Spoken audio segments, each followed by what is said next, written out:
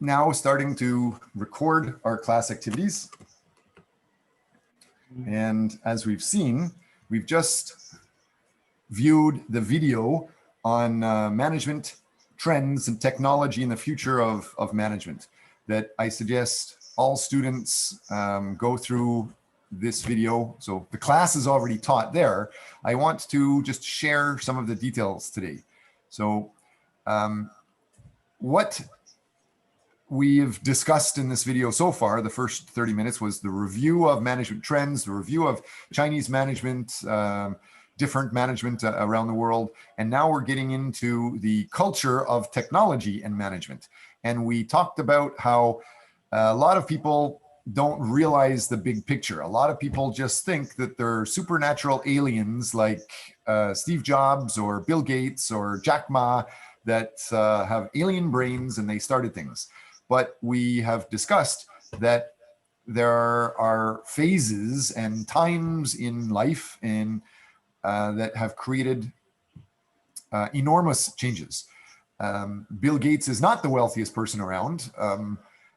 100 years before Bill Gates, there were the Rockefellers, Vanderbilts, Carnegies, all of those people, sometimes 100 times wealthier, a lot wealthier than Bill Gates. When this idea of steel started, electricity started, trains and transportation really started, oil started. And so it made those people much, much wealthier than Bill Gates ever was, or wealthier than Jeff Bezos. However, we do know that Bill Gates is special. Steve Jobs is special.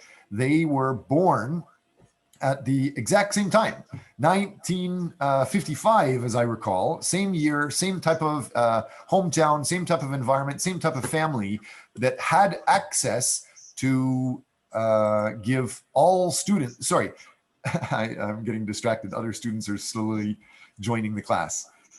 But the Bill Gates and Steve Jobs, they were able to get access to computers and programming, making their own games online before anybody else almost in the world. And even as middle school students, they were able to get into big university libraries and they had access to these computer systems, so they were able to play with them nonstop. They went through the theory of the 10,000 hours so that they played with it. They did so much with the computers and programming. By the time they got into university, they had 10,000 hours of experience with it, and they knew far more than their professors, and that's one of the main reasons they say that they dropped out.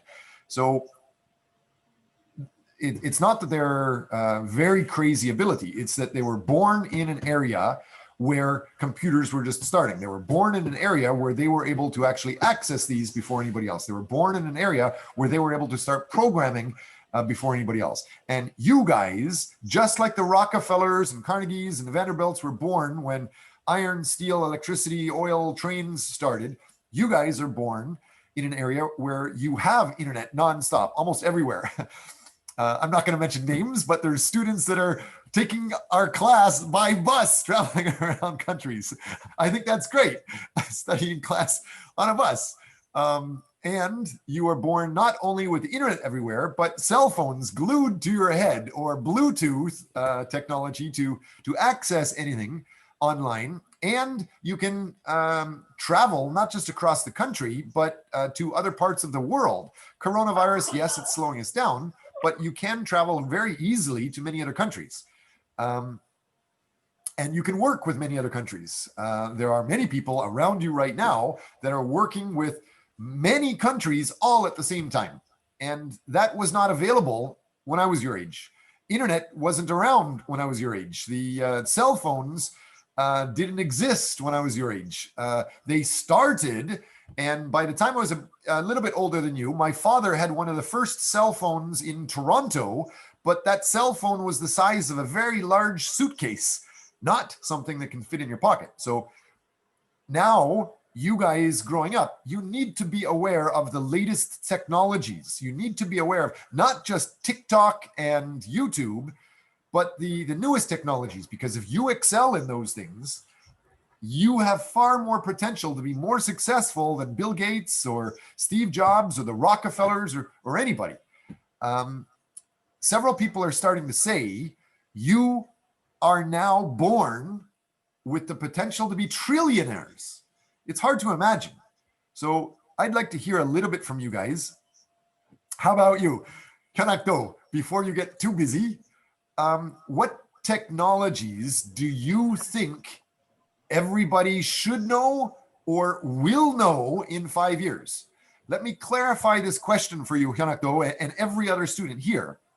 Some people said, when I first came to Korea in 1995, there was not a lot of talk of the internet. It wasn't around. The internet started basically 1999.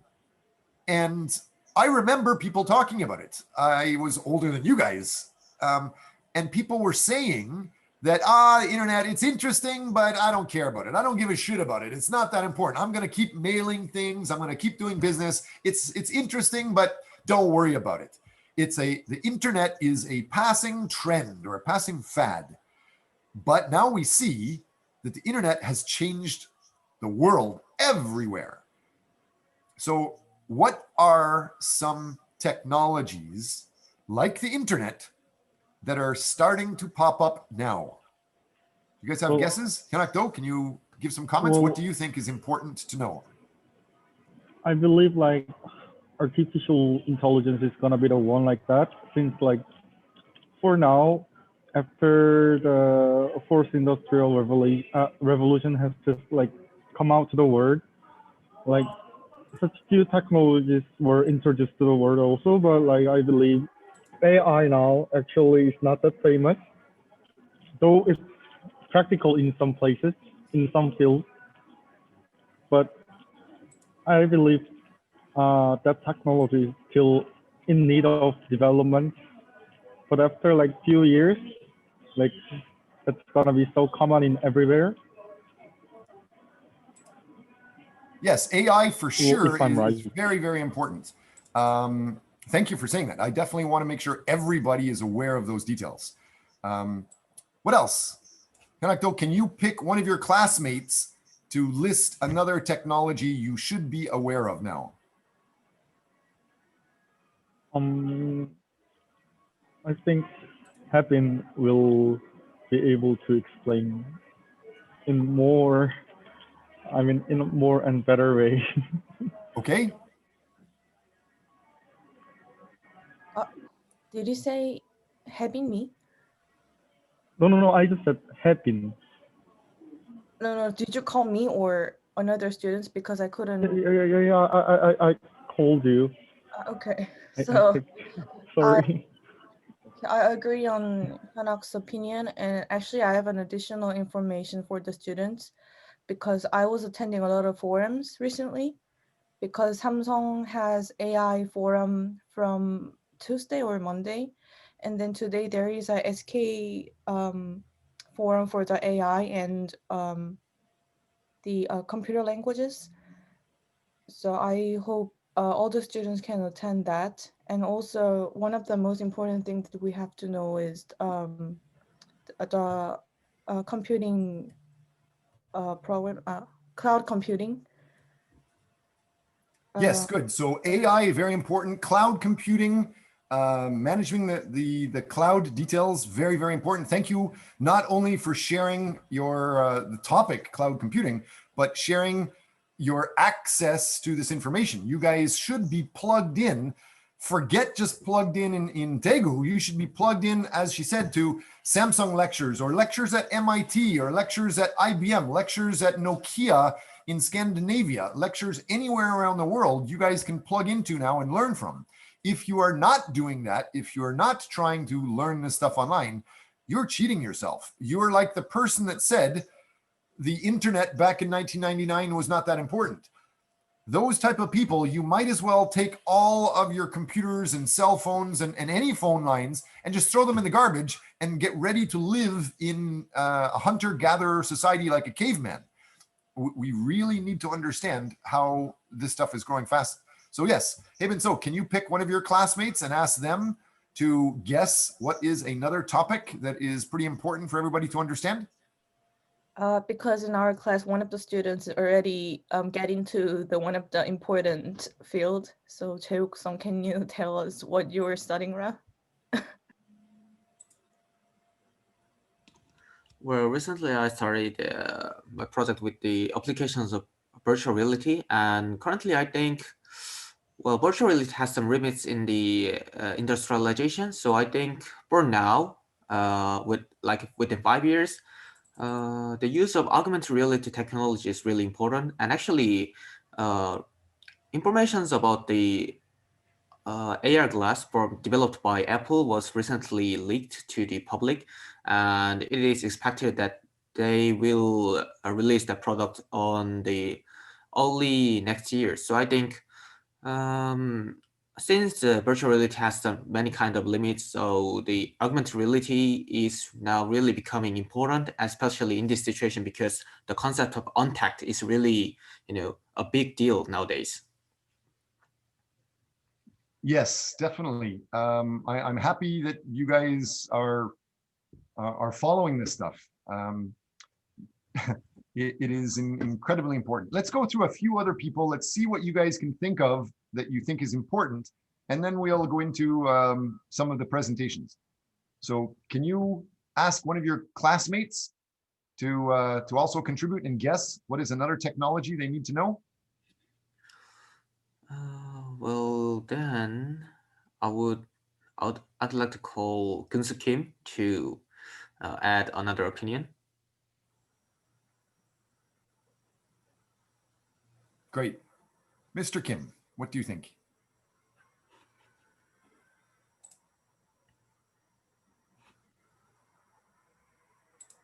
Mr. Kim, are you here?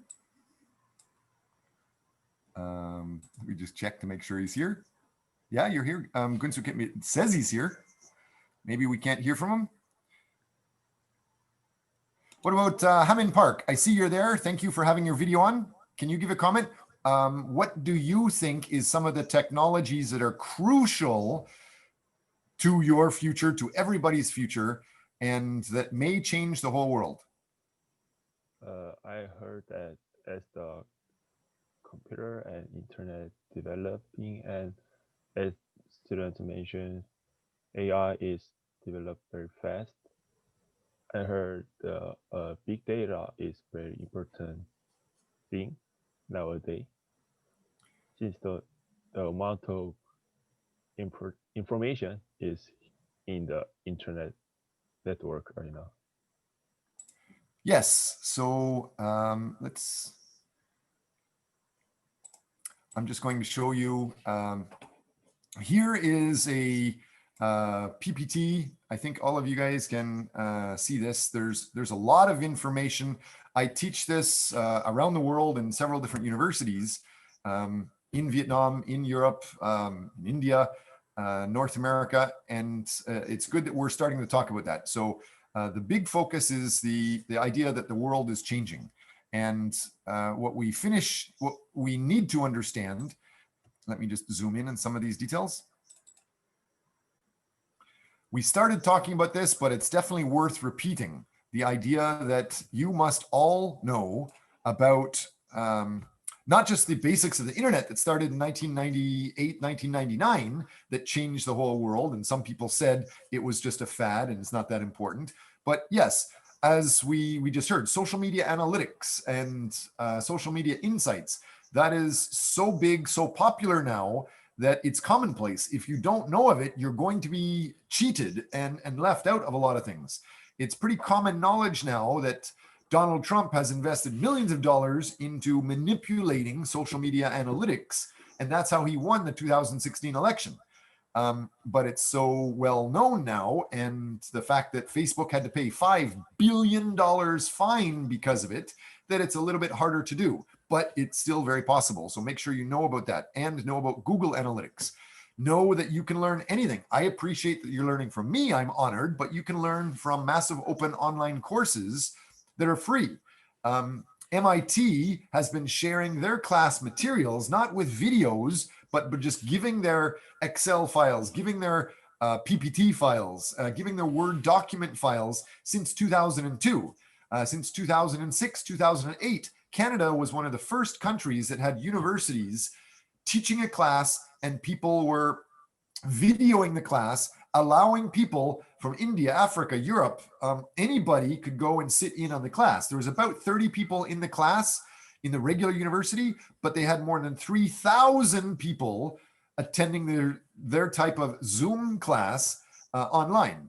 So you guys should be aware that you can learn anything, and you should be aware that you could probably get a certificate from famous universities, sometimes for free or for $50 or $100. You can put on your resume, yes, I graduated from Cayman University, but I also have a certificate in XYZ from whatever university you like, MIT or Oxford or China European Business School in Shanghai, whatever you want. So learn about that. And as we identified, one of the most important things that are growing now is artificial intelligence. Make sure you understand what that is. And we'll talk about that today. And digital virtual assistants. You guys are from a country, Korea was very poor not too many years ago, where your parents' generation, they probably had less than $100 per year to live on. But nowadays, you're one of the wealthiest countries in the world. So you can work, and you have to work basically online nowadays. You can hire assistants that are in a different country to work for you for sometimes 50 cents an hour, $1 an hour.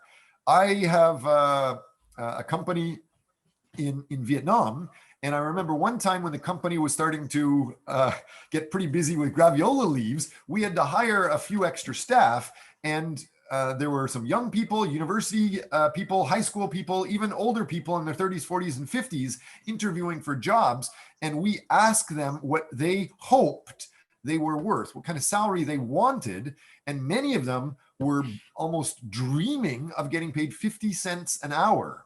So that's not that long ago. You can find virtual assistants, and I can give you proof that you can find genius, very hardworking people on the other side of the world to work with you. You might want to check that out. The digital assistants, virtual assistants, working with blockchain, Bitcoin, cryptocurrencies. All of these new technologies are very important. Anything that's artificial intelligence based or the digital assistant based integrated into ERP, employee resource planning material. So, and the idea that the relationships between all of these, the relationship between employee or MIS systems with AI and chatbots, the idea that many times you go to a website, you go to a company, like you want to reserve the Hilton Hotel. When you go to their website, you will see some nice, handsome person pop up on the screen and ask you, is there anything I can help you with? Can I help you check in?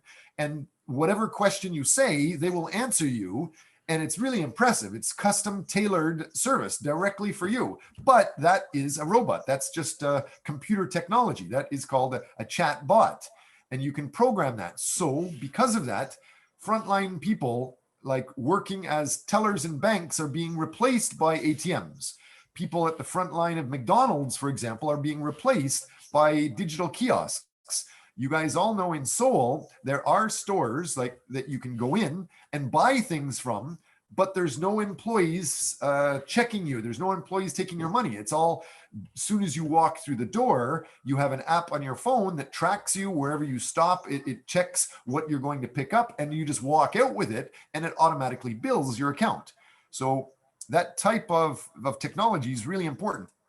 But before we get into that, you need to know, again, how you can work with that today. The idea that you're doing classwork, and you should not be trying to be a traditional student. You should not be just following passively through courses and waiting for the final exam and hoping to get a good grade. If you do that, your future is going to be super hard.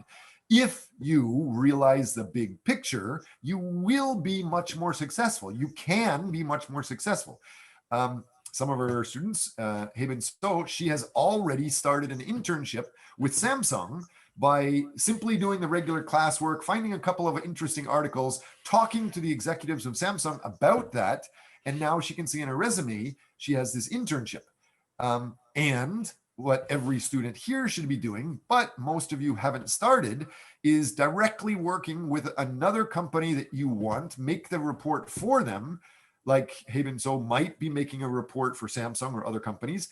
But at the same time, remember that there's huge companies that could give you money. Just because of the world big picture, they have to give back to the community. So you can use those grants to help a company. And the companies that you're helping should fall in love with you, and you almost guarantee yourself getting a job. Realize every student here, you need to make a grant application. You need to be able to discuss that in class. That's part of the requirement of the midterm. So whenever you do present that, you'll get some more marks. Whatever you're going to be doing, whatever class you're going to be working on, remember that don't just follow your love. A lot of people foolishly, naively say, do whatever you love. Well, if I say I love singing happy birthday and happy birthday to you, you hear my voice is terrible. Even if I love that, I probably am not going to be successful. So you need to align whatever your love is, whatever your passion is, and your skills together with market need. Try to find out what the market need is and work in a mutually beneficial way. So proactively plan and develop yourself. Do not wait until you graduate to start checking into a job.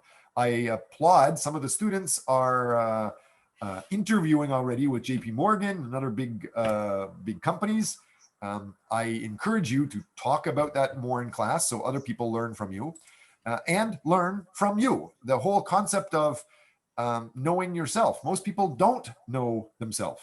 So we started class and I asked a couple of students, if I was a person walking the street in New York and we met on the street corner in New York, or we met by video and I asked who you were, I would think, you were just another person in New York. A lot of people were not able to describe your own culture or who you are, your abilities well. So go through this MBTI or humanmetrics.com to identify what are your characteristics, what are your abilities, and develop that. Learn how to communicate better with other people so that you can be a specialist and apply for companies now. Don't just wait in line after you graduate. So we talked about this also. We're going through a little bit of a review. The idea of the world changed with the printing press of the 1400s. The world changed with the very first reliable journal in the 1663, and then the telegraph and the teletypes, or the telephone, and then the TV. Nowadays, with the internet that started back more than 25 years ago, and social networking systems that started a long time ago, you can learn anything, and that's been around for several years. You need to start understanding the AI, all of those key points. So you can grow yourself and take advantage of the full potential that you have. As I said it before class, Bill Gates, Steve Jobs, born both at the same time in the same kind of community, in the same type of environment, and that environment is largely what made them successful. And there's this book talking about the outliers, showing that you guys are not very different than Bill Gates and Steve Jobs. It's largely related to your environment. And then take a look, even more successful was the Rockefellers. Rockefellers in 1839, he was worth almost $700 billion. Standard Oil is what he started to develop. And then the Carnegies in 1835. And next, even the JP Morgan in 1837. All of these, 1835, 1837, 1839, they're all the same time. And that's when oil and steel and electricity started to become successful. But you guys have a much bigger potential. As you know, with Fortune 500 companies and Global 500 companies, more and more are focused on East Asia, and that's where we are. And that whole concept of these technologies are crucial. So let's take a look at these technologies. Hyunakdo, you started, I think you were talking about AI, and you can see in here, there's machine learning at the top of this famous curve, and artificial intelligence is just at the beginning of it. Artificial general intelligence, but we go through many different things. How many of you in class have any type of experience or exposure to some of these things? Does it IoT also include in that section? Yes, IoT is also in here. So Internet of Things, it's connected to several things. Yes, you can see IoT at the top, right underneath this box. IoT platforms, right next to virtual assistants. We pretty much exposed to IoT in our daily life. So yeah. Can you explain how? For example, most of things can be ordered by the Giga Genie. It's a product with the AI AI technology with the product. So for example, and also for example, Siri, the iPhone's technology Siri is also one of the IoT products, I guess. Okay. That's right. Sometimes when you walk into your office, the idea that your office lights can turn on automatically, or sometimes you're outside during the summertime and you go home. Your home has a computer system controlling your lights, your air conditioning, things like that, connected to your cell phone. So as soon as your cell phone you get close to your home, the air conditioning in your home can turn on, or the lights can turn on. Those type of things. Even some cars, they know based on you. You can drive the car next to your girlfriend or your wife or your husband, and your IoT would know you like your seat in a certain position differently than somebody else. So all of that is connected. Sometimes cars are like Tesla cars. They also can be modified so that somebody likes to drive it in the sports car type mode versus other people like to drive it in the conservative economical mode. And IoT can control, a lot of that stuff. So yes, what is another technology that any of you have been working with? Maybe virtual reality and augmented reality. Okay, Like do you those have are the any, ones that we can see in the. have you worked with the artificial reality or virtual reality yet? Have you seen any of that stuff? Oh, yeah, I believe like everyone here has experienced and worked with. Like every time, like even when we go some places like for fun, like we have like like probably most of us have experienced what was that like 4D roller coaster, or like every time you do your prepare for the presentation, like you were actually able to have some like 3D images. Like those are the examples of like virtual reality and augmented reality.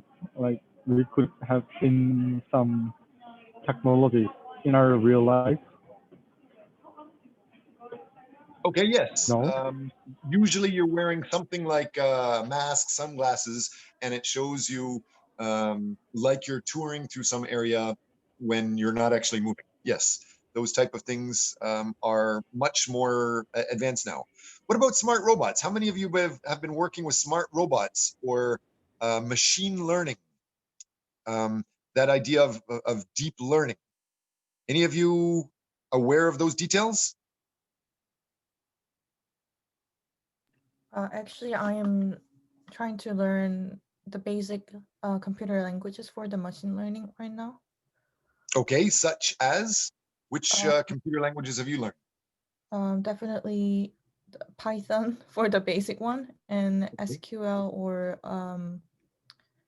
there are a lot of languages, but I'm starting from bottom. So I'm starting from the R languages This for is the. funny. You say you're starting from the bottom, but I said I was starting from the bottom, and I was studying like what 40 years ago. So I don't even think the computer languages that I learned still exist. But yes, good. And I think that the whole fact that you are studying these things in addition to your regular classes on your own outside show that you have incredible potential to do great things. Anybody that is not learning about these things, you again are like the caveman that was saying internet's not important back in 1999. You need to realize these are going to take over the world and take over jobs. Lots and lots, hundreds of thousands of jobs are already being replaced every year because of these technologies. I believe in the United States alone, just the transportation business, something like 300,000 workers have been laid off because they're being replaced by technologies. You know that Tesla can and other cars can start driving on their own.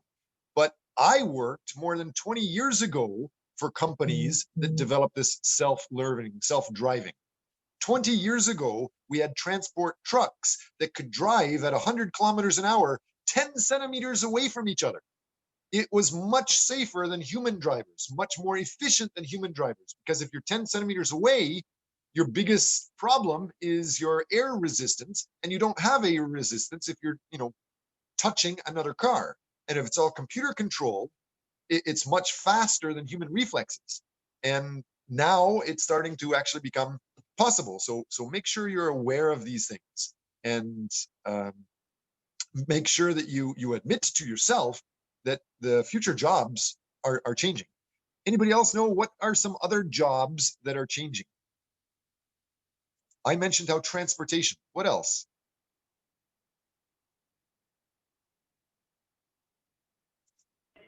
Like the farm for the operation, like their Anything, machines. any type of job. So you were saying a firm operations, which kind? Yes.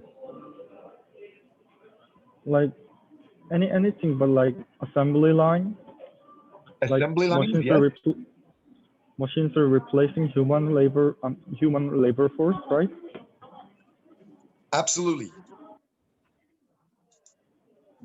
Robots in factories are replacing people. Some people, I think you guys were talking about at the beginning of class, you were going to do research on Vietnam. And I think you said next week you're going to present on management of Vietnam. The idea that some people were checking into, can Hyundai go to Vietnam and do they have many workers? Well, Hyundai owns Kia and they already have a factory making not only Kia cars, but the factory makes Kia, makes Mazda, makes Peugeot in Europe, makes Vietnamese brand name cars, and that factory is almost 100%, not maybe 98% robot. I expected when I went to this big factory in Vietnam, supposed to be a poor country, I expected to see hundreds, thousands of workers working really hard in bad conditions, but the factory was big, beautiful, clean, high tech, and there was almost nobody there. It was almost all just machines.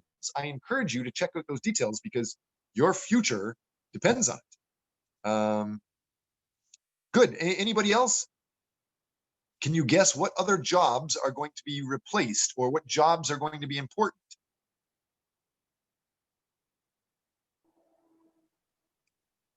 Teaching is changing and we are changing now, right?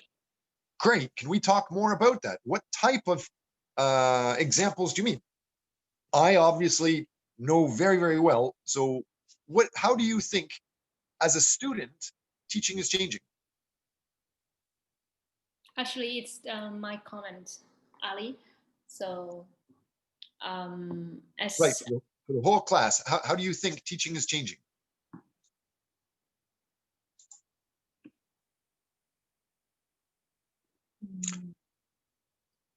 let's choose Giúp Sống. How do you think that teaching will change?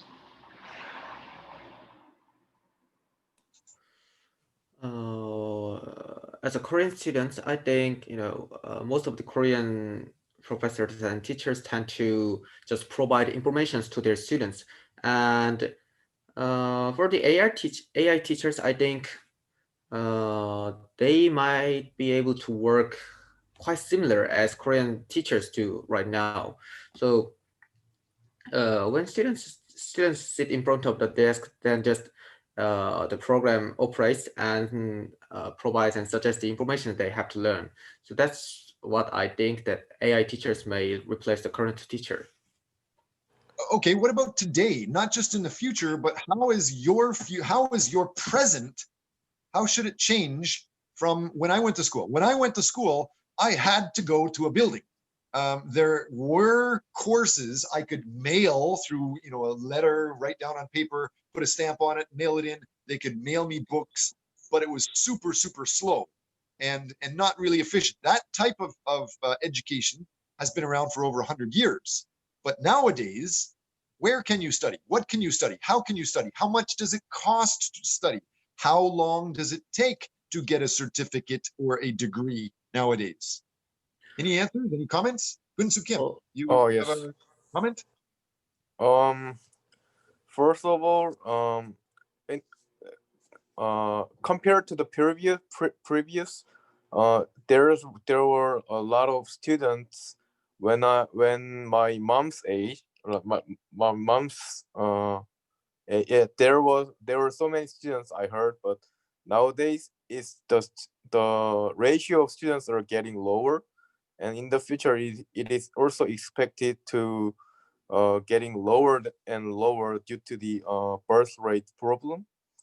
Therefore, the less teachers and professors may be needed, and it will be replaced by the AI teacher. And also, if we consider now that there are so many academies for the students, um, which is separate from the regular course provided by the school.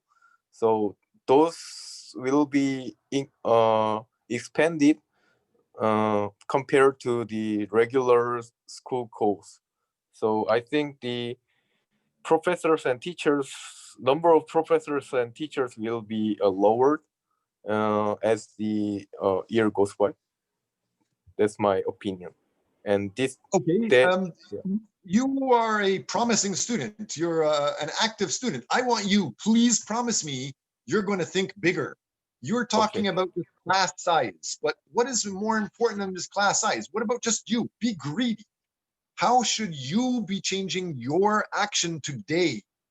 Forget about your mom's class size. What? Because right now we are all in this classroom following an out of date system using online teaching. So what does that mean? How does online teaching impact you? Anybody? What about Hamin Park? What do you think?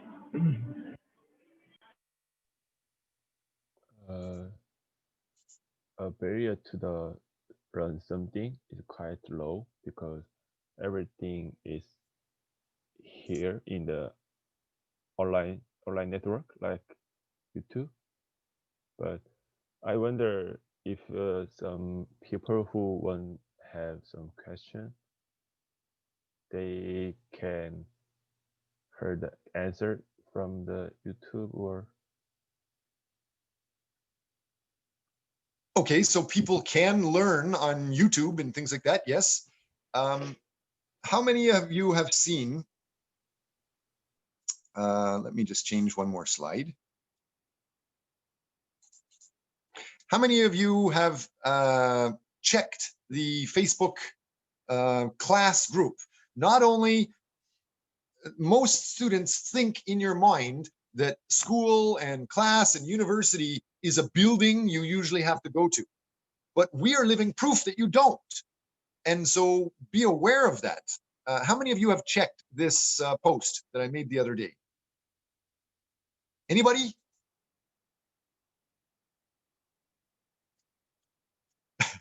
Nobody reads my posts. One of my points is that we don't just live in a brick building.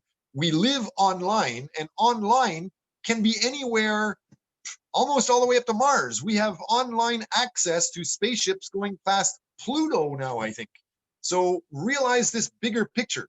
Don't just talk about, small class size with your parents. Start talking about how you can sit in on classes in Canada, in USA, in England, in France, in South Africa, in Argentina, in Brazil. You can join those classes in real time. So start finding out, who are you? What is your interests? What are your capabilities? Human metrics will help you find that. As Gunsu, another student at KC, Kyunggong Jong, he has been applying for working with a high-tech consulting company, and they demand everybody give not just a resume, but you have to give a resume and your Myers-Briggs topology indicator, your basically personality code, because your personality code identifies what characteristics you have. Are you better at sales? Are you better at accounting? Are you better at numbers and loyalty? Or fast-paced jobs or slow-paced jobs. So realize those things and realize that you can find teachers that match your style, match your interest. Surround yourself with the best people in the world. And so if you're reading this, Mark Cuban, one of the very successful guys that started as a very poor student bartender, he's now a multi-billionaire, and he's saying that soon there will be many trillionaires. So he's saying anybody that understands AI and is born now with this AI around them and is like Haben So and starts learning the details or the computer programming, you don't have to be an expert in the programming. But if you understand those basics, it makes it much, much easier to be able to manage and leverage and grow from that. So if you do, Mark Cuban says, you have a high chance of being a trillionaire. And then you can go, he goes through in this story and he talks about, well, how? Let's not just generalize. Today, especially with my personality code, my INTJ code, I like to be very specific. And he says, you can go in and learn online. If you don't know how to use it, if you don't know and understand AI or machine learning or virtual reality or these programming, you can learn it very quickly, and you can at least get a basic understanding of it very, very quickly. Fortunately, you can study online. For example, Coursera lists over 800 courses, 800 classes just related to AI. And here's the link that you can go and check on it. And Google obviously is huge. Google is training all of their staff like every major company that is successful. I almost guarantee you any huge global company that is successful now, they have training programs inside for their staff to train themselves on their own. And you probably have heard that Google basically says you work 4 days a week and 1 day is just to develop your own new ideas. That is increasingly becoming popular. You should be thinking about that too. You have maybe 4 days of classes with the university, but you should understand you can have those university classes anywhere on the planet. And 1 day, apart from just focusing on your full-time job and your full-time degree, 1 day focus on developing more things like you like Haben So focusing on her IoT or AI or computer programming. So Google teaches those, and here's a course about machine learning. And it's a very fast, quick course. A lot of these are for free. And Udacity is another course where they offer free courses for those who want to learn the basics of artificial intelligence. And there's many of them here. So how many of you in this class, how many do we have here? About 10 students today. How many of you have tried to start studying an online course such as Coursera or Udacity? Can I see a bunch of hands going up? Chuksong, Hyunakdo, Haben So, Hojin Chun, Hame Park, Easter, Gunsu Kim. So Gunsu Kim, you have taken a course. Great. Anybody else? Nobody else? The rest of you are going too slow. We're living in a time of electrons. You should be going super fast. Gunsu Kim, can you tell us what type of course you're aware of? The accounting courses. Okay. Which website did you use? Which platform? In Korea, there's EduWill, and like, do you know EduWill? EduWill is the website that you can learn and study for achieving certificate. And I use that website to achieve the accounting certificate and learn more about it. Yeah. Okay, good. I'm surprised that nobody else has at least admitted that they're studying online. Haben So, you said that you are just going to other lectures online. That's great. I just got a text message from a student in India where they are studying almost the exact same thing as you guys, but the students in India, every one of those students have studied at least 3 classes online and have certificates of completion of those classes. Now, for me to point that out, Harvard and MIT, they offer classes online and certificates. And about 5 years ago, you could take the class and get a certificate of completion for free. Nowadays, I believe a popular certificate might be free to take the class, but if you want the actual tests and if you want the certificate at the end, they charge you $50.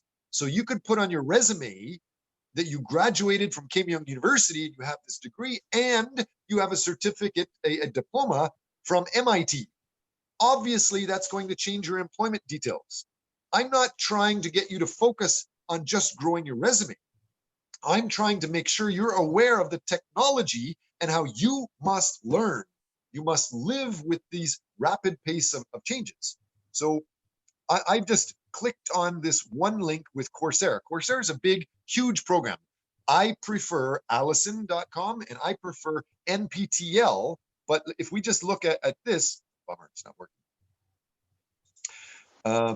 Internet at the university is going a little bit slow, but it lists, as I said, about 800, I think it's 850 different classes, and a lot of them are for free, and you can get certificates for a very low price. So make sure you're aware of those details. Let's get back and any comments about that?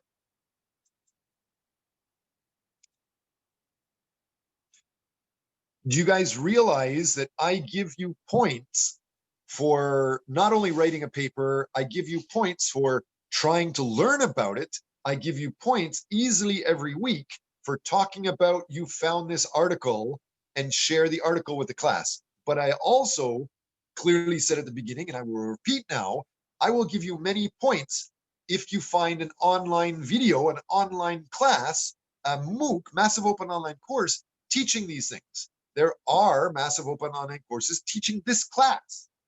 There are online courses teaching Korean management, Chinese management, Japanese or German management. So be aware of that stuff around you. Make sure you also understand that you're learning not just with an online course, but you are connected with people. The old thinking was you're connected with the person sitting next to you in the classroom. Well, with the classroom on Zoom online, you can have somebody from Sweden and South Africa and Canada right next to you. By the way, as I'm lecturing, the executives of Samsung are saying, hello, are there any students that wanted to chat with me? These executives of Samsung are willing to join our class at any time. So we need you guys to just be aware of who you can be connected with. That I wish you could actually see my screen. You know, I'm trying to teach that you are connected, not just by people you can see side by side on the sidewalk or in the classroom, but anybody in the world with internet. And so you need to understand that the Guangxi is an important reality. You can develop Guangxi with people on the other side of the world, in other countries right now. So if you want to work with the high-tech leaders, you can work with these executives of Samsung. They're literally knocking on our door, text messaging me right now in class, do we want them to join our class? And there's other people in Denmark, professor, Europe professors. Ali is one of our class professors. She's in Vietnam. So what are you doing? How many students in our class, Hamin Park, Hojin Chun, Juk Song, how many of you have tried to learn from somebody outside of Korea recently? Or interacted with somebody outside of Korea recently? Any of you? Going once? Just contacting with my foreign friends, and that's it. Just okay, say, so are you saying that you're not worried and you don't care about getting a serious career? You're not thinking about getting a job? Maybe. A lot of students are like that. They don't think about it until they graduate. That is normal for their mom and dad's generation. It's normal for their aunts and uncles. It's normal for your grandparents. If they could go to university, they thought that they were set for life. After they graduate, it should be no problem. They can get a job in Hyundai or Samsung. But those times are gone. Those are finished in the ice age. If you guys want to work for an international company, and I think a lot of you want to work for international companies, start contacting those companies now. You could at least, as a minimum, survey them, interview them for your research paper. Start chit-chatting with them, and then you could show your paper when you're finished to them. Even if your paper is garbage, If you take a quote from them and put that quote from this other person you interview in your paper and then send it to them, they're going to feel happy just to see that quote. And you might have a better relationship with them. And if you have a better relationship, I hope you're aware that jobs nowadays, yes, they're advertised online, but many, many people, they already decide in their mind who they're going to give the job to before they advertise the job online. So they've already got a relationship with somebody they plan to hire. If you don't have a relationship with somebody that you want them to hire you, and you're just waiting for them to post a job ad, be aware that those people probably already have an idea who they're going to hire. Job ads, just like sitting in a classroom, is very quickly disappearing. We're living in a very fast time. I'm going to, I think I need to remind all class again. Education has changed. You can study anything online. You can connect with anybody online. You can take courses for free. You can get certificates, sometimes for free or very low amounts. But also, don't wait for one old man to just keep talking all the time. I am talking based on 20 years of working in industry and 20 years of teaching as a university professor. And so I'm just generalizing details. The more you tell me who you are, the more you tell me your MBTI character code, personality type, the more I can tailor this talk to help your future.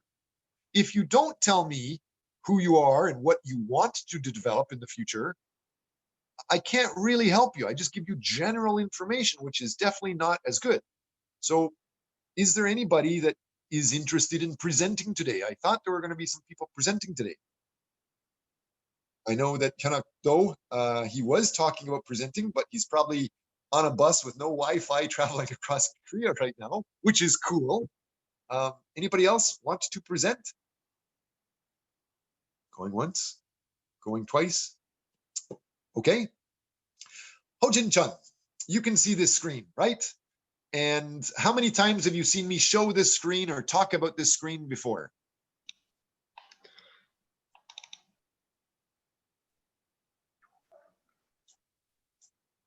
Oh, you mean this screen?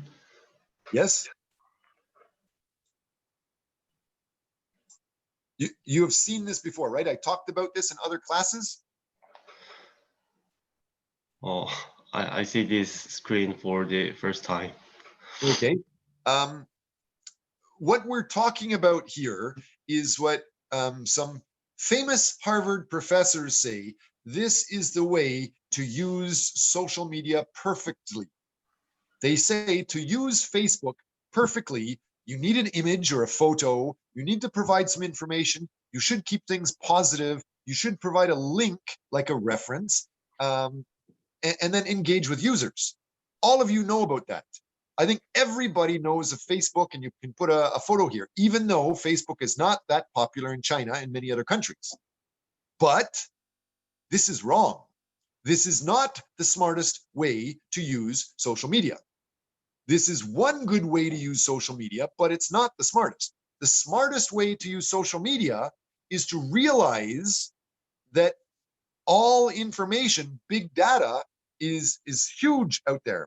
Let me try to jump to the big data and make sure you're aware. Who can explain what is big data?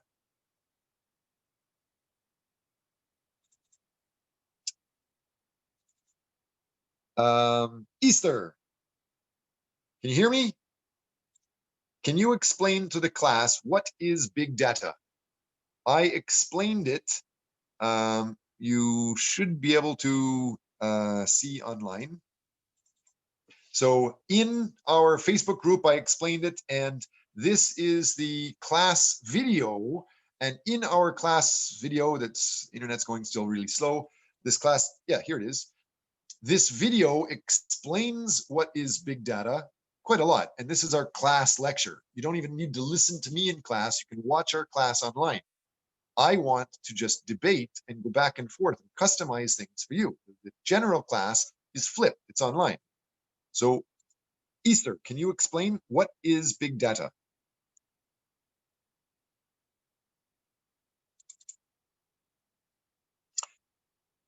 Maybe Easter's not in class. Okay. Yes, What about Hammond Park? Are you in class? Yeah. Good. Please Big data. talk. Please talk more than me. Please interrupt me. The Korean way and an Asian way is to be quiet. But look at Donald Trump. Look at me. If I have half a second of quiet, I feel it's rude to you. So I'm going to keep talking, keep teaching to help other people. I want you to develop an ability to speak and interact quickly. Make a mistake in front of me. Make a mistake in front of class because you can learn from it. If you do that, you will get better when you're interacting with a company. So Hammond Park, can you explain what do you think is big data? Big data is mean that huge data in online. All Yes. information from the people from any field. Okay. That's a good generalization. And you understand the three main functions of big data? Why is it important? Three main reasons why big data is important. You read the first one, number one, and then pick your classmate to read number two, and pick another classmate to read number three. I read first one. Yes, please. Big data can give significant insight on customer behavior to spot trend, predict demand, and provide an appealing customer experience. Good. Next, how about Juksong? Can you read number two? Yes, so you can offer better value to customers in return for the loss of privacy. Can you think of an example? You know what that means, Juksong? Well, for example, even based on the concept of big data, we can even collect data from our social network, and those data collected by through the social network maybe include some information related to our privacy. So that can be an example. Okay, can you give an example of how it is impacting you now, or how it is impacting any customer? Let me give you one example from me today. I use my computer and my cell phone all the time. I'm using my desktop computer in the office and my smartphone at the same time. Usually, I only use my smartphone. I'm using two now just in case the internet goes down.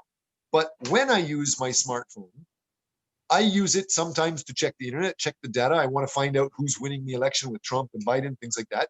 But I know when I'm searching for things, I use a special type of Google Chrome that I have programmed. And so my Google search engine remembers everything that I've ever searched for. And so today, when I wake up, I have to say this carefully, otherwise my AI assistant is going to take over, but I can ask Google and Google will tell me the news. Luckily, it didn't pop up and start telling me now, but it tells me news that's tailored just to me. I'm interested in real estate in Vietnam, so I get that news. I'm interested in social media analytics and AI and those details. And so anywhere in the world, if Elon Musk talks about it, Google tells me that story that Elon Musk talked about.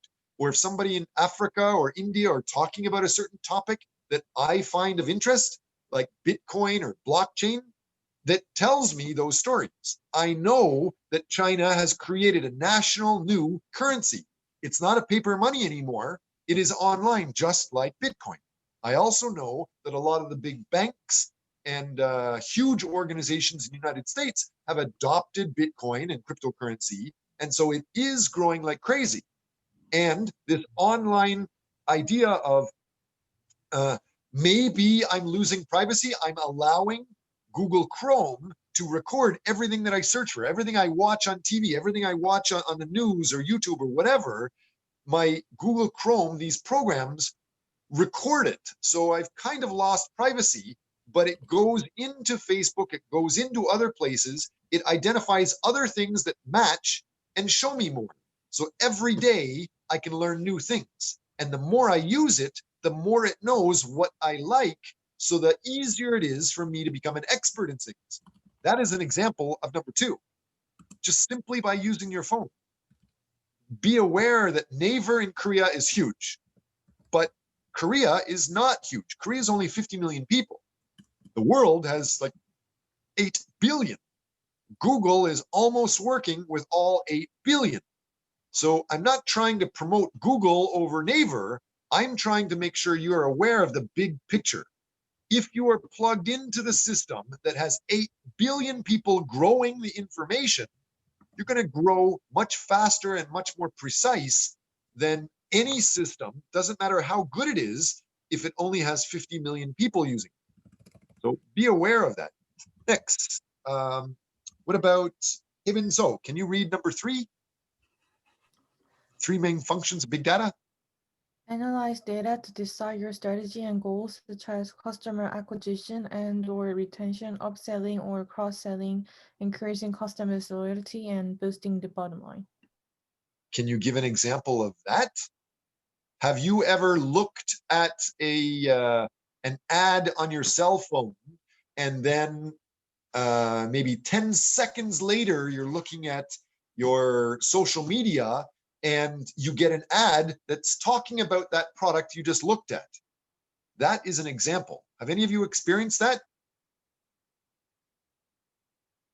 When you're online looking at anything, searching for anything, even talking to other people, sometimes just having a regular phone call, talking to somebody else, sometimes the phones record what you're saying, and then the next second, if you're looking at Facebook, you could have an ad for that item. That type of thing is happening more and more nowadays. You know, it's not very popular that it records into your phone conversations, but that is popular. My brother's like an FBI, and 30, 40 years ago, he knew that he was not allowed to use cell phones because it was too easy to tap into and record any details. He would get his boss in the FBI to call him and basically say, okay, call. And so he had to hang up his cell phone or his beeper and go to a regular landline or a special phone to call to talk about top secret information. You know, that's like 20 decades old. Nowadays, in 2020, 2021, it's all around us. You start looking at an advertisement for Adidas shoes, or you see some interesting story about your friend with Adidas shoes, expect your Facebook ad to start showing you advertisements for maybe Adidas shoes. And that's old. Big data has been around for decades. Nowadays, big data was basically created by humans creating the programming language to track and save all of this information. But now the computers are programming themselves and growing themselves and learning on their own. Artificial intelligence, computer learning, machine learning. So the new things are unbelievable, hard to explain. I used to teach the CEO for SAP. Anybody know who is SAP or what is SAP or Oracle? Going once, twice. Nobody knows SAP or Oracle? Seriously? Or I know the Oracle because it's a big data company or something. Yes, yes, Certificates. yes. So let's clarify a little bit more about that. So remind me to talk about my student, the president of SAP. But here, this is an old example of big data is the data that's too large, complex, and dynamic for any conventional data tools to capture. The right use of this big data allows analysts to spot trends and give insights to help create value and innovate much faster than conventional methods. So usually you have a salesperson in a Hyundai department store. As soon as you walk in, they ask, "Hi, can I help you?" Well, they're trying to find out what you like. As soon as you tell them what you like, they will direct you to the most profitable sales of something related to that. But that's old. Nowadays, with big data, it's used not just by retail, as you can see. Retail is huge, but it's also used for consulting. Anybody that's interested in working in management, you must respect management with technology. And in that sense, some of my students are doing research, not just with Scopus articles, but Gardner is a high-tech consulting company. They use big data a lot, together with SAP and Oracle, that we much understand, but also air transportation, construction, food products. Almost everything is now starting to use big data, and it's showing the productivity increases, the sales increase. It's huge. I'm going to zoom in on this slide, and let's make a game. How many of you can see a problem with this? This talks about the volume of information on the internet, the volume of information online. And it says North America has more than 3,500 amount of big data, and China or Asia has 250, and Japan 400, India 50, Latin America 50. What is a problem with that? Can you guys now tell? I've designed our class so that you must identify what's good information and bad information with everything. You must respect Scopus information, but everything, what's good and bad. This image, can anybody identify what's a problem with this? I believe like we have some problems with China. Yes, there's absolutely a problem with China and the language of Chinese in this chart. Why? Since China has like big portion in the population of world population, but like compared to North America, they have small amount of big data stored. Right. So North America has about 400 million people. China has 1.4 million people, a billion people more. And can you believe North America has 100 times or 10 times more than China? No, that's foolish, right? And the problem is they're just searching in English. If you account for smart data, you can account for information that's in China and in Japanese and in Hindi or other languages. So be aware of those points. Don't allow yourself to cheat yourself and just think what you know and the language you speak and your culture to be the best. You must start thinking in terms of technology and data. So yes, the information related to China should be much, much bigger. The same thing for India, should be much, much bigger. Especially when you understand that almost all big data companies are developing, like IBM and Microsoft and Dell, they are developing most of their programs in India.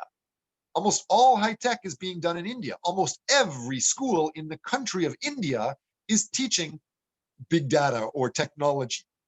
So it's very different. In Korea, you learn a little bit about technology. In North America, you learn almost nothing about technology unless you're in Silicon Valley or a special tailored group. So yes, be aware of those details. So here is the, trying to show the example of the main companies that are big data. SAP, Oracle, Microsoft Dynamics, those are huge, huge companies that control all information. Enjoy your bus ride, Hanako. I love that. So these are huge companies that control information for companies. They control everything about not only their company product and the company service, but their customers and the suppliers and where it's being modified, like the factory, each individual product, where it is, what it's slowing down for. And so all of these companies not only control information for Coca-Cola or Adidas or McDonald's or Samsung, but because these companies have giant, crazy programs similar to a Microsoft Excel form, they control data for every other company. So these companies are some of the smartest companies in the world. That's why they're some of the most successful. And I had a student that was the president of SAP. And he told me that AI and big data is scaring him so much that he retired early because it was just getting too stressful. He sees that the industry and life is changing. Jobs are going to be being replaced by AI crazily fast. And so just be aware of those details. And it's not just these big companies. There's in each country, there's things like SAP sells 22%, Oracle sells 15%, Microsoft Dynamics sells 10%, but there's many other companies selling this stuff, this data. And within each country, there's hundreds of companies that make versions of this. You need to be aware of this. And if you aren't aware of this, you should be aware that you can learn online. As we talked about Coursera, Coursera should be here somewhere. Can you see who can find Coursera on this graph the first? Maybe it's not with the first row. For first row, somewhere up here at 1 o'clock. I don't see 1 o'clock. Anyway, Coursera must be here somewhere. Yeah, okay, yes, I see it. You're right. So Coursera is here, Khan Academy is here, edX is here. This is MIT and Harvard. Udacity is here. My favorite is Allison or NPTEL. Every one of India's top universities records their classes and it goes online here. But you can learn anything online almost for free. And it's from all around the world. And again, it's showing the networking. It's showing the guangxi.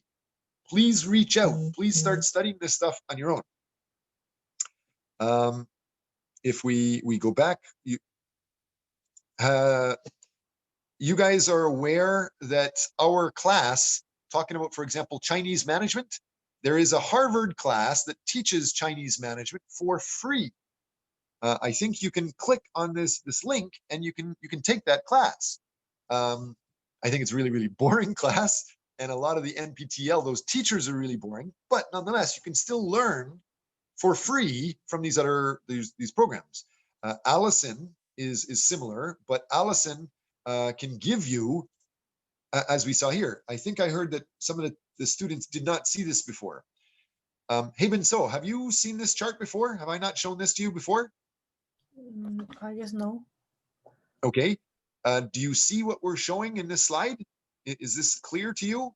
That you can take the Ireland's website, this allison.com, and you can take classes and get a diploma in psychology, a diploma in business management or entrepreneurship, diploma in project management or human resources or operations management. And many times, several years ago, these were free. Now that it's becoming very, very popular, they're starting to charge very small fees, but you can get diplomas or certificates from Harvard, MIT, and many other universities. You should be checking into this. Same thing this shows in allison.com. They teach many things. If you want to learn about Google, if you want to learn about AI, if you want to learn about tourism, information management or information technology, there are hundreds of courses related to each of these, and a lot of them for free. Khan Academy, one of the most famous programs, that started from just a young student. A young student, just like a Korean student, let's say Haebin So was doing well, she's graduating, but she's got a younger sister or a younger nephew or niece that's having difficulty in elementary school, middle school, or high school. So Haebin So took her camera, took a video of her talking about how to do that mathematics, and sent that video to her niece. Well, that's exactly how Khan Academy started. He started, Sal Khan, the guy, he started tutoring his cousin in 2004. And he started by just going and visiting their house. And eventually, 2006, he made a YouTube video. And then 2008, he had 10,000 followers. And by 2010, strangers watching his YouTube channel donated $10,000 to him. And another stranger seeing his video donated $100,000 to them. So, Juksong, you understand what I'm saying is, for our class, you're supposed to make a research paper, you're supposed to make a grant, and you're supposed to make a video. So if you make your video very well and somebody donates $100,000, you got to buy me a nice beer. Is that clear? Everybody in class, you got to promise me you get super successful with technology or become a trillionaire like Mark Cuban says. Don't forget some of your teachers. Any comments?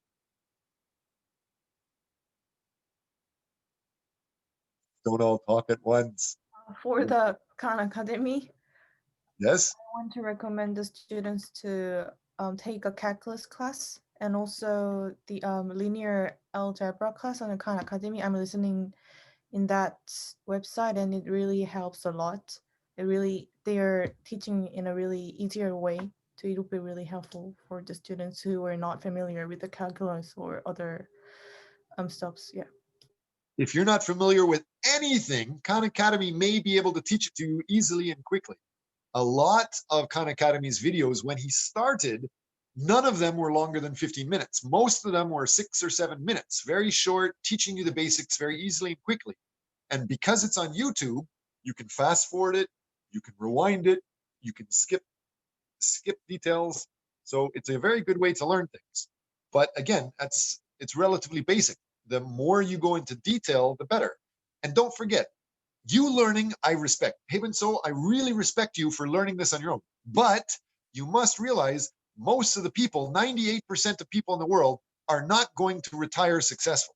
98% of the people are followers. 98% of the people, some people say they're sheep. So they just do what other people do. They go to university, they go get a job because their mom or dad or their friends tell them to. You are thinking creatively now. You are developing yourself very well now. And if you realize 98% of the world still works in the old-fashioned way, they will respect your degree. They will respect if you have a certificate or a diploma. So if you just put on your resume, you have your degree from KBM and you have a diploma from MIT, it could be a 3-hour course gives you a simple diploma. And maybe it's free. But because you show that 98% of the world on your resume, you have this diploma from MIT, you may get a lot of these other people really impressed with you, and it could help your future. So please continue that. Has anybody else studied with Khan Academy? Or I know Gunsu Kim, you talked about studying with a Korean online course. I helped bring Yunsei's classes into Coursera over 10 years ago. Our classes, I believe it's basically finished, but you can learn anything. Make sure you learn what are the greatest technologies that impact management and make yourself attractive to this future, the future that we're living in now. Any questions?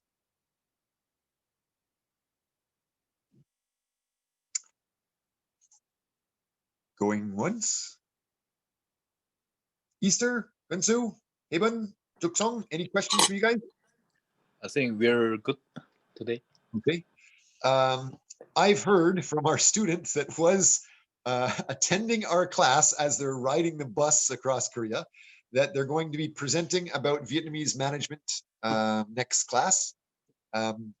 Please make sure you remember that you can contact me anytime. I want to make sure you learn not just the topics that you can watch in these videos online, but go beyond that. This whole idea that our class now, this class that teaches international management online, teaches almost everything. All of the classes are already recorded there. So use your time to contact me and ask more specific questions, more detailed questions, so I can help develop your future. Okay. Easter, Haben, Juksong, Gunsu Kim, you guys are all really good students.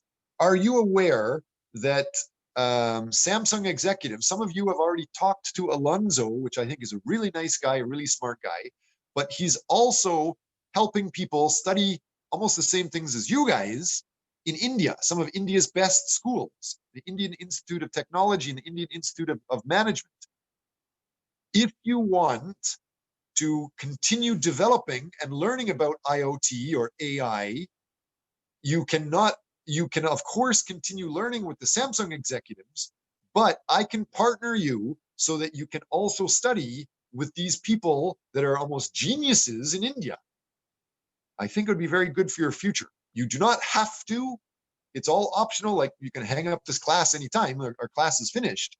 But I encourage you, use me as an old man to help grow your connections, help grow your understanding, help grow your expertise while we can. Is that clear? But Professor, for that, do we have to understand how to like the software or hardware? Do we have to know about it, or is it for just the management? AI is so new. Generally, nobody is an expert in it yet. Everybody is learning. And so these geniuses, like you realize the Internet of Things is new. And so that you're trying to learn about it. You know it has a lot of potential, so you're trying to learn about it. Well, everybody is like that. Some people might have more experience than others. What I'm doing is I'm just showing you, you are a great person with a great brain. Nobody in the world is better than you. But there is another executive at Samsung interested in the same topic, so you can work together.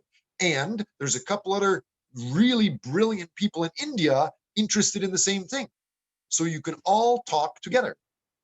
You can see what they're doing, see what they're talking about. Start sharing. You already have found many articles. Share your file, your folder of files with these other people in Samsung. Share your file with the people in India. Maybe you're going to make some friends that might change your life, change your world. I undoubtedly encourage you to work with these guys, partner with these guys. You said you're interested in Korean agriculture. Fine. But there's no reason why you can't get some Einstein guy from India to work to help you. So you said you don't really know very much, you're just learning. Don't be so modest. Be proud. But, Be but confident. I'm serious. I'm just bottom line of um the field. So, but if I can participate But in you that, have a I would. great brain and you have a very strong interest in developing. Just do it together with these other guys. These other guys are doing the same thing. They're just regular people trying to learn more about the same topic. So It cannot hurt your future, right? yeah. So if we are interested in it, then do we have to email to professor, or is it okay? Yes, you definitely need to be proactive. I wish. Oh, I mean, like, do we have to contact directly to them, or can we just ask to you and then can you just Yes, yes, and yes. Using Guangxi, using networks, going through me will definitely help. If I tell them they have to do it, then they will do it. But don't wait for anybody. I would be honored to help introduce you and introduce you together. But you are the same level as me. I'm just older, I have more experience, but maybe you're younger and more full of energy than me. So if you want to talk to people directly, go ahead, go direct. I will also be honored to help introduce you. But again, my point is be proactive. Don't wait. Do you guys know of Cisco Systems? SAP, Oracle, Cisco Systems, Intel, IBM, some of the world's most respected high-tech companies. Cisco Systems, for many years, was the fastest growing company in the world. They were buying something like 800 other companies every day. So anywhere in the world. I had Cisco Systems CEO in my class one time, and the Cisco Systems, the CEO of the fastest growing company in the world, he said his biggest problem was moving too slow. So don't wait for me to introduce you. Don't wait for anything. If you want to contact somebody, go ahead. Be proactive. Contact them yourself. I will try to help you if I can. And Professor, additionally, I have one thing to tell you. In Facebook, they said that I am blocked to use. They unactivated me because I've uploaded several things which is banned to the guideline of the Facebook, so I am not able to upload anything. You should be able to make a new Facebook account. Yeah, I already made one for the class because I was blocked it, but the second one is also blocked it, and I guess that's because I have like double The account. same phone number and things like that. I don't know, but like they I think, yeah, and then I think they are just tracking me because we just uploaded several like which is banning from the copyrights. I don't know, like I just asked them, but they are not just giving directions clearly. But anyway, so I'll just gonna keep present, like making a presentation in do the you know class. which group you were posting to, or where were you posting this information? I was posting in an EAM Class Facebook group. Actually, maybe just because The- you didn't upload your avatar. Well, what is that? What is that? Um, I remember that when you create a Facebook account, you didn't post your avatar, your face. your photo of yourself. There's small things like that, but if you're talking, can you see this screen that I'm showing right now? Yeah, the East Asian International Management. Is this the screen that you're talking about? Oh yeah, I guess this one is what I've uploaded. Because this one is a private group. And in our private group, this is okay for doing research together. You are allowed to upload files here. So I guess like, I don't know, but I'm not sure, but the two different accounts are both blocked it right now. So I'm not able to use it. So I'm just gonna present during the class instead of uploading the files on a Facebook group. It has been like a week or 2 weeks. So I asked them like every day, but they're not giving me any feedbacks about why I am banned. They said that there is a 2 post that I was banning the Facebook criteria or something, and I was just look at it, but I didn't. For me, it feels like I didn't do anything, but yeah. Anyway, it happened, so I'm just gonna present it on a class. Is that okay for? Yes, that's okay. If you want me to help you, I can tell Facebook that, I am your research manager and we are sharing research together and we have access to the university to these files. We are not publishing this stuff openly. We're all working together on research projects. This does not it does not break copyright rules and things. And Professor, I have one more question. Yes. Because I am actually thinking of going to Taiwan next year. Good. Okay. So like I was just looking for a networking group on the Facebook in Taiwan, and actually there is for the foreign workers. But if you know anyone in like someone who's working in Taiwan, it would be glad to. Yes, I have lectured in Taiwan and I know other professors there. Most of the professors I know are focused on management or management information systems. I can introduce you to some people if you like. But the problem is that I'm not good at speaking Chinese. Like yesterday, it was my first time to start the Chinese class. So yeah, I'm not decided yet. But as soon as I decided whether I can get a visa or something, then can I tell you about this? Absolutely, of course. And don't forget, you don't need, especially with coronavirus, you don't need to go there. If you do go there, it's great. But why don't you start studying online now? Why don't you find some class that they're teaching something? You can check websites and universities, contact the professor, tell them that you're working, maybe a teaching assistant of me, Professor Watts, and you'd like to talk together. Maybe we can have joint teaching. And that way you can start seeing what these other professors are doing and develop a relationship with them.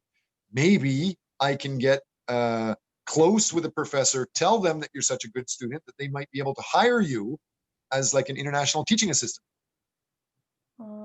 Because like I only have 5 years to get a working holiday visa. So for that, my friends and I am going together to the Taiwan. We're just planning for that. So but we didn't decide it yet. So we're just gonna think a little bit more, and then can I just tell you later when I've decided? Absolutely, of course. I highly encourage you to send me your list of sort of long-term plans, what you dream to do in 10 years or 20 years, and what you think your steps are to achieve your dreams. And I will help you try to achieve those as fast as possible. I specialize in that. Thank you, Professor. All right. Have a good day. Thanks again for all of your great work. Professors. See you. Bye.